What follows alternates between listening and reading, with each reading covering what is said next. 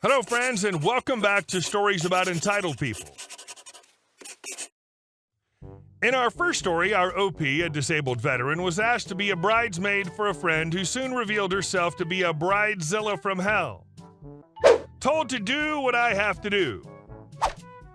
I'm a disabled veteran, and at the time this actually happened, I was solely depending on walking stick. I couldn't walk more than 10 feet maximum without assistance and was asked by a friend to be a bridesmaid at her wedding. She quickly proved herself to be a bridezilla from hell, and everything had to meet her vision. Everything had to fall within her very rigid scope of what the aesthetics should be. She made a couple of what she claimed were innocent comments about my walking stick. I offered multiple times not to be a bridesmaid and would assist in any other way I could help. She refused every offer and insisted I had to be a bridesmaid. Then I heard from another close friend, and also a bridesmaid, that she was very upset that I was insisting on using my walking stick. She made a comment saying that she was just going to hide it and then I would just have to go without it. Looking at the mutual friend's face when she said that, she tried to laugh it off as a joke. Well, there was no doubt in my mind that she was going to try and have my walking stick go missing, so I made arrangements. Sure enough, day of the wedding rolls around, and while getting hair and makeup, my walking stick disappears. I was not happy and told everyone I have to have it back. I can't walk down the aisle without it. The bride insisted that they don't know where it was and they looked everywhere and I was just going to have to make do. I said, so after you joked about taking my walking stick, it goes missing, and you want me to make do? Her exact words were, you'll just have to do what you can do to get up the aisle. Okay, B. I texted my boyfriend and he went out to the car and brought in a mobility scooter that I had rented just in case I needed it. I had him put it out of sight, but where we could get to it easily, and then he made the other bridesmaids physically supported me. We made our way to the back of the hall for the start of the ceremony. The bride, who'd been talking to her father and not paying attention, did not see the scooter until she started to walk up the aisle, and there are 3 bridesmaids, 2 standing tall, and me sitting on the most hideous-looking multicolored with sparkles mobility scooter I could find. If looks could kill, she would have planted me. Within seconds of the ceremony ending, my walking stick had been found.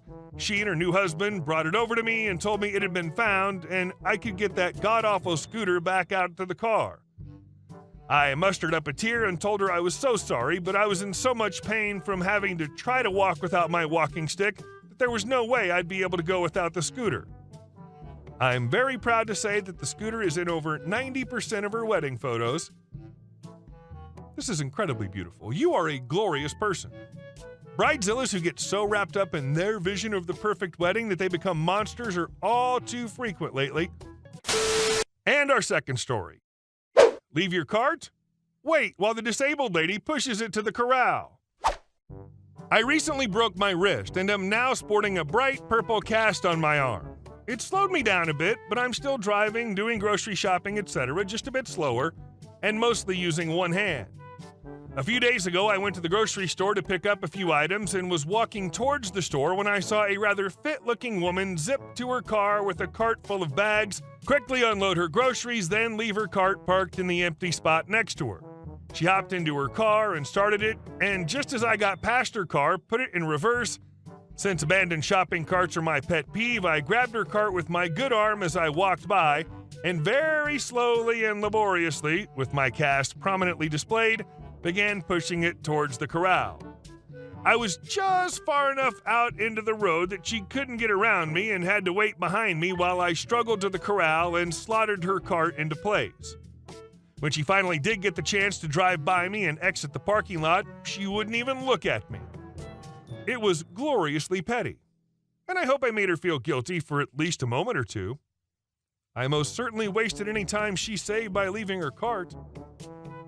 Edit. For those who are flaming me for doing this, I took a moment of her time for doing something most of us really dislike, took care of her responsibility, and freed up a convenient spot for someone.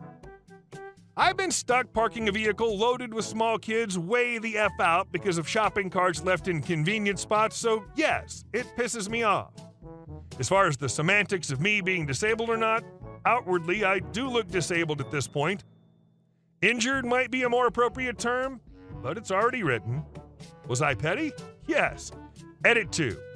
I'm happy to see so many of you are as pleased with my petty cart revenge as I was. I know the story was about someone socially irresponsible, but I truly believe there are far more kind people who go out of their way to help others than not. As for the not-so-lovely comments, I'm glad I irritate you folks. I'm sure you leave your carts in parking lots. And as for the people calling me on my disabled status, I'm so incredibly grateful that I'm not permanently disabled. 8 weeks of trying to do everything with one hand has been really tough, and I have the utmost admiration for people who go through their lives with much larger challenges than my little bump in the road. I was going to apologize for my use of the word, but I've been told by several real disabled people in this thread that I am in fact considered temporarily disabled, and looking up the definition of those words, it seems to be true. In any case, if semantics bother you so much that you can't get the point of this story, you aren't my people anyways. How hard is it to put a measly cart back? If you're getting groceries at all, then you have 60 seconds to put it back on top of loading them into your car. Good for you, OP. And our next story. Neighbor played both sides of the fence and paid the price. We live in an expensive state, and rents are sky high in our modest development, but we own our little home, which shares a fence with Jake's rented home. The first indication that Jake was not as nice as he appeared was the way he kept his backyard. He had an agreement with his landlord that he would mow the lawn, but instead allowed blackberry brambles to take over the area immediately next to our fence while keeping the rest of his yard under control. When I asked him about this, he claimed it was too expensive for him to hire workers to clear the area. Eventually, we did see workers removing the blackberries as Jake complained about the extra expense. Other times, I would overhear him talking to his next-door neighbor about us. Jake is very religious, and we are not. He's born and raised in the U.S., and my husband is not. We could also tell he disapproved of what he erroneously called our lifestyle. He kept this under wrap the first couple of years while he was still getting to know us. One day he let it slip that the fear that kept him awake at night was that his landlord would raise his rent since he was on a fixed income. This made me feel bad for the guy. Then a storm blew down all three sides of our old wood fence. The other neighbors agreed to pay part of the cost after seeing the estimates we produced. After we handed him a letter notifying him of our intention to replace the fence, Jake told us he would talk to his landlord about it. We were months away from a replacement, but in this part of the U.S., it rains several months of the year, and you only have a small window of time to dig post holes before it starts raining again. The workers who do this are booked well in advance for this reason, so as the deadline approached, we kept checking back with Jake, first reminding him, then pleading for him to do so, and during the last month, persistently requesting his landlord's name and address so we could contact him directly. None of this worked. Jake kept delaying, and 2 weeks before the start of the work, showed up during our family dinner to inspect the fence damage so he could report it to his landlord. I stupidly obliged and gave him a tour. On the day the workers arrived, I texted him we were assuming his landlord didn't mind the replacement because we'd not heard a word from him. Then we got Jake's text explaining that he and his landlord found the fence aesthetically displeasing. We were also informed that the landlord would not be paying his half of the cost because he had not been notified in advance. By then, the fence had been completed. I was livid, but summoning the little restraint I had left, I knocked on Jake's door to ask how this had happened and why he'd not given our estimates and letter to his landlord, and he lied to my face, saying we had never given him a letter or previous notification. As I was turning to leave after I told him how wrong this was, Jake dared to explain he couldn't let his landlord incur any additional expenses lest he decide to raise his rent. Over the next few sleepless nights, I plotted our revenge. First, I located the landlord's name and address on the internet. Second, I drafted a letter describing everything that had transpired in small claims court style with screenshots of his texts going back 6 months, including the ones where Jake claimed that keeping the yard free of blackberries had drained his finances. The letter gave the landlord 3 options. If he hated the fence that much, he would not have to do anything because we were going to remove it by the end of the month. If he wanted to build a more beautiful fence after that, we would not oppose it, but we'd take out the $2,000 we'd already spent from our half of the cost. If he could live with our ugly fence, he could give us 1/3 of the cost and we'd consider the matter resolved. I also asked the landlord to confirm he had named Jake his representative. We received a phone call no less than 2 days later from a very nice gentleman who wanted to send us a check for the 1/3 of the cost. He apologized, saying Jake had never told him about the fence until the day it was being built. Jake's landlord was also very disappointed to read the text where Jake was taking credit for yard work that the landlord had been paying for. We stopped speaking to Jake for a long time after that, but recently heard from another neighbor that his rent had indeed been raised.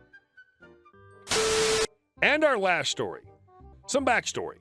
This began before COVID kicked off and has only recently ended. So my uncle was over at my house for my birthday. Both of us are gun owners. I compete in competitions, and he's just the kind of guy to go to the range once a month.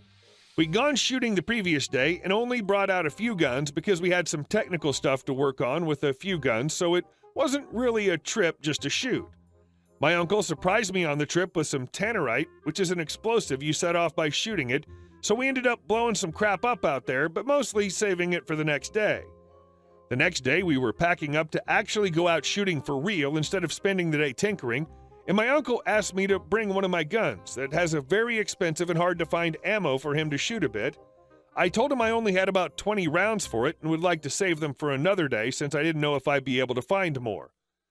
Here's where things start falling apart. My uncle's known to be a bit scummy and a hothead, so he snapped and tried guilting me into bringing the gun, telling me I owe him for the tannerite.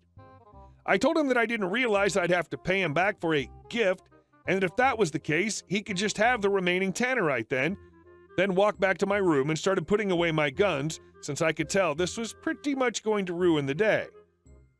This made him lose his absolute crap and start yelling and stomping about me being an ungrateful piece of crap and how he should kick my butt to teach me a lesson. At this point, I tell him to get the F out of my house if he's going to threaten me, and he charges up the stairs at me. My uncle is a very large and fit man, so I grabbed the bear spray out of my shooting bag, the shooting range we use here is in the middle of nowhere, and pointed it at him. My uncle has been maced before, so he quickly backed down and left, damaging my door on the way out. I just went about my day after this, packing up most of the guns, but loading a couple into the car because I planned to still head to the range is to not let him ruin my fun. As I'm packing up the car, a couple police cars roll up and they start shouting at me to get on the ground, and they put me in handcuffs. I pretty quickly found out they were there because my uncle called and said I pointed a weapon at him and mentioned my guns. I ended up having to show the police the footage from my security camera before they let me go. After that day, I fully cut ties with my uncle and just moved on with my life. But I came to find out that he was talking crap about me to family members, which is when I started plotting my revenge. I knew my uncle illegally stored his restricted guns, and I knew he spent quite a bit of money on them. But I also knew the cops probably wouldn't bother since I had no proof. I found out my uncle had been shooting all the animals in his yard when he lives in the city from my grandma, who he brags and sends pictures to. One of the animals he shot was an endangered species, and I knew my grandma's phone had the picture on it, so I eventually snuck onto my grandma's phone and sent myself all the incriminating pictures, including ones of illegal guns, and reported it anonymously to the police. Today, I got my uncle arrested. Fish and Game seized his cars and his guns. His wife's pretty much left him since the police raid traumatized her and the kids, and all of his gun friends have gone off-grid, so he has no support. Court date and charges unknown, but from my research, he's looking at a really long sentence. I feel absolutely no remorse because I've always said I don't think him having access to firearms was safe since he can be violent and he's overall a crap person. Sounds like you were doing the community a service. Guys like that always end up blowing up on someone. At least you were able to repel him. Hey guys, thank you all for watching the video. I'll see you in the next one.